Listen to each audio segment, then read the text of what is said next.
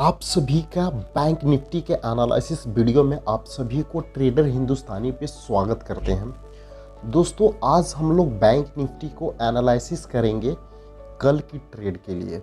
तो जो मैं इस वीडियो में एक्सप्लेन करूंगा, अगर आपको इससे कुछ सीखने के लिए मिला, अच्छा लगा तो वीडियो को लाइक, चैनल को सब्सक्राइब और टेलीग्राम को लिंक डिस्क्रिप्शन में दिया होगा, उसको ज्वाइन ज़रूर कर लें। तो चलिए दोस्तों, अब हम लोग एनालिसिस को समझने की कोशिश करते हैं कि कल हम लोग के पास कौन कौन सी अपॉर्चुनिटी आ सकती है बैंक निफ्टी में ट्रेडिंग करते समय। तो सबसे पहले, जब भी कोई स्टॉक्स या इंडाइसिस में ट्रेड करने से पहले सबसे पहले हमें उसका ट्रेंड को आइडेंटिफाई करना होता है। तो हम लोग यहाँ पे एक ट्रेंड का आइडेंटिफाई कर चुके हैं। यहाँ पे देखिएगा कि मैंने यहाँ एक ट्रेंड लाइन को ड्रॉ किया है। ट्रेंड लाइन को यहाँ पे ड्रॉ किया है। ये वाला जो ग्रीन कलर का लाइन है, ये आपको ट्रेंड लाइन इंडिकेट करेगा। ये रेड कलर का जो है, मैंने यहाँ पे ट्रेंड लाइन ये इंडिकेट करेगा। यहाँ पे आप देखेंगे कि 1 टाइम, 2 टाइम, 3 टाइम, 4 टाइम जो मैंने ट्रेंड लाइन को ड्रॉ किया है, उस ट्रेंड लाइन के से 4 टाइम प्राइस रिजेक्शन दे चुका है। तो इट मीन्स जब भी रिजेक्शन किया है, प्राइस डाउनसाइड की रिस्पेक्टेशन चालू किया है, डाउनसाइड की ट्रेंड को चालू किया है। यहाँ पे भी देखेंगे कि यहाँ से प्राइस रिजेक्शन होने के बाद डाउनसाइड की ट्रेंड को चालू किया है। यहाँ से भी रिजेक्शन करने के बाद प्राइस डाउनसाइड की रिजेक्शन को चालू किया है। यहाँ से भी रिजेक्शन करने के बाद प्राइस डाउनसाइड की रिजेक्शन को चालू किया है। सेकेंड पॉइंट है गाइस कि ये जो पूरा व्यू है, इसको हम लोग एक सिमेट्रिकल ट्रायंगल बोला जाता है।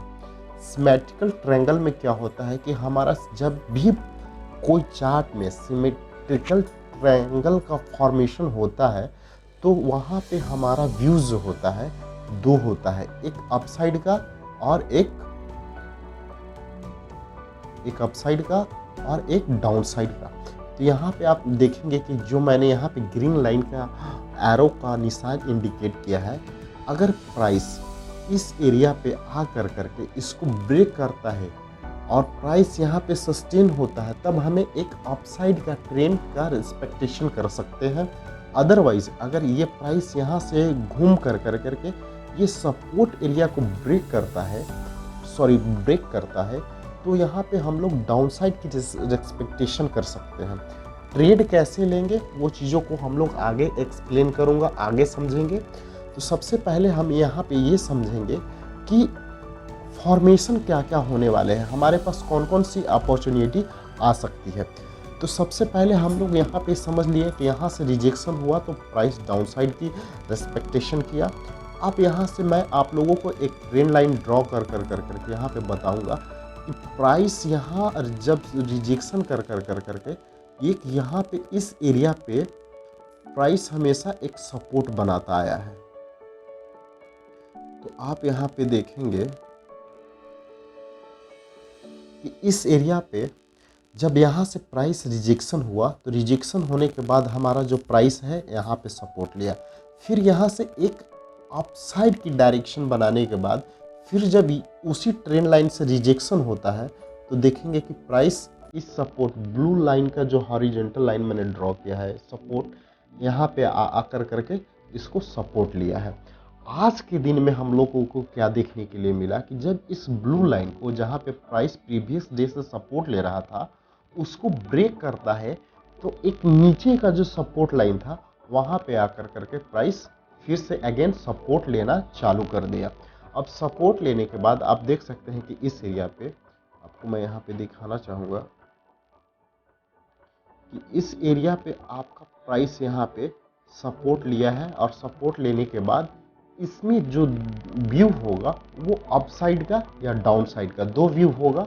अब वो अपसाइड का व्यू क्या होगा कि जब इस ट्रेंड लाइन को, यानी कि आपको 36,800 के ऊपर प्राइस बैंक निफ्टी का कल अगर ट्रेड करने लगे, तब हम लोग वहाँ पे बाइंग साइड की व्यू रख सकते हैं।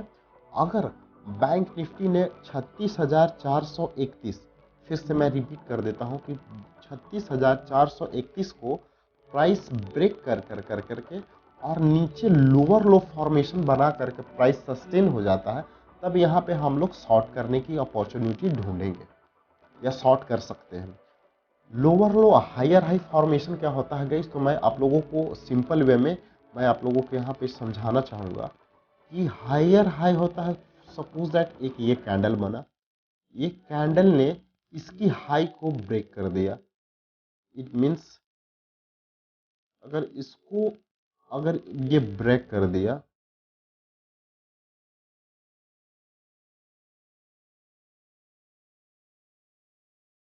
ये कैंडल ने इसकी हाई को, यानी कि यहाँ पे जो हाई बनाया गया है, इस हाई को अगर ब्रेक कर देता है, इसको हम लोग हायर हाई बोला जाता है। लोअर लो भी सेम होगा गाइस। लोअर लो मीन्स अगर एक प्राइस, एक कैंडल, इसको मैं कलर को चेंज कर देता हूँ, एक कैंडल इसकी लो को अगर ब्रेक कर देता है, इसकी लो को अगर ब्रेक कर देता है,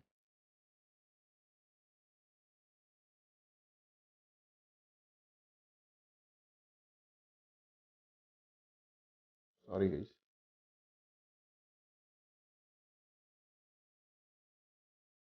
अगर इसकी लो को ब्रेक कर देता है, तब हम लोग यहाँ पे लोअर लो, इसको फॉर्मेशन बोला जाता है। यहाँ पे हम लोग शॉर्टिंग अपॉर्चुनिटी यहाँ पे ढूंढेंगे। ये दोस्तों कल की बैंक निफ्टी के एनालिसिस वीडियो है, इसके बिहाफ ऑफ हम लोग कल ट्रेड कर सकते हैं।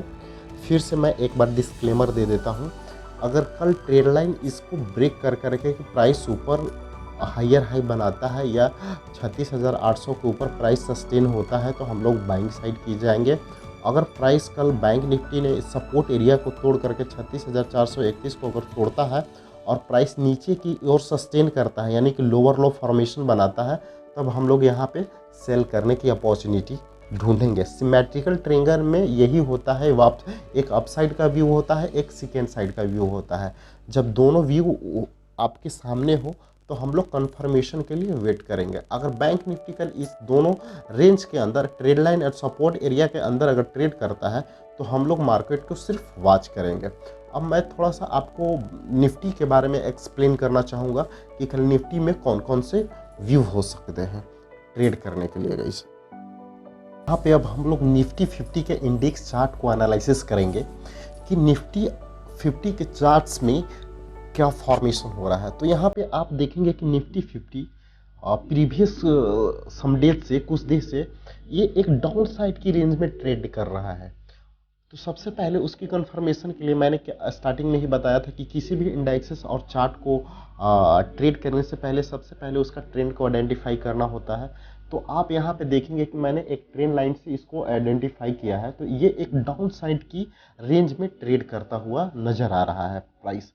जब तक इस रेंज में रहेगा बैंक निफ्टी, सॉरी निफ्टी 50, एक डाउन साइड की रिस्पेक्टेशन हम लोग को मान करके चलना होगा।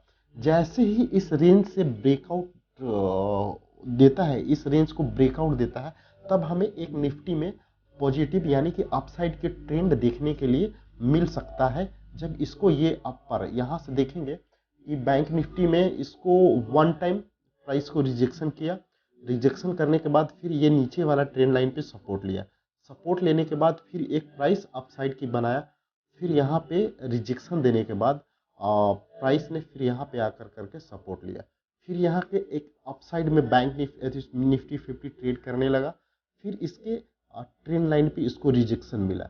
इट मीन्स ये ट्रेड सिर्फ एक रेंज में, डाउन साइड की रेंज में ट्रेड कर रहा है और इसी के अंदर में ट्रेड कर रहा है। अगर इसको ब्रेक कर कर कर करके नीचे आती है प्राइस, 1 मिनट मैं यहाँ पे आप लोगों को सिंपल वे में समझाने की कोशिश करता हूँ। अगर इसको ब्रेक कर कर करके, कलर को चेंज कर देते हैं गाइस सबसे पहले, अगर इसको ब्रेक कर कर करके, इस रेंज को ब्रेक कर कर कर करके अगर प्राइस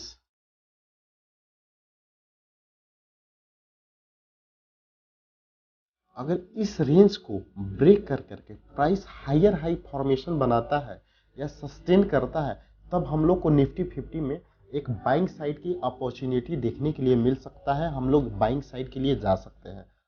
अदरवाइज अगर ये इसको ब्रेक कर कर कर करके प्राइस लोअर लो फॉर्मेशन बनाता है, तब हम लोग के लिए एक डाउनफॉल, शार्प डाउनफॉल देखने के लिए निफ्टी 50 में मिल सकता है।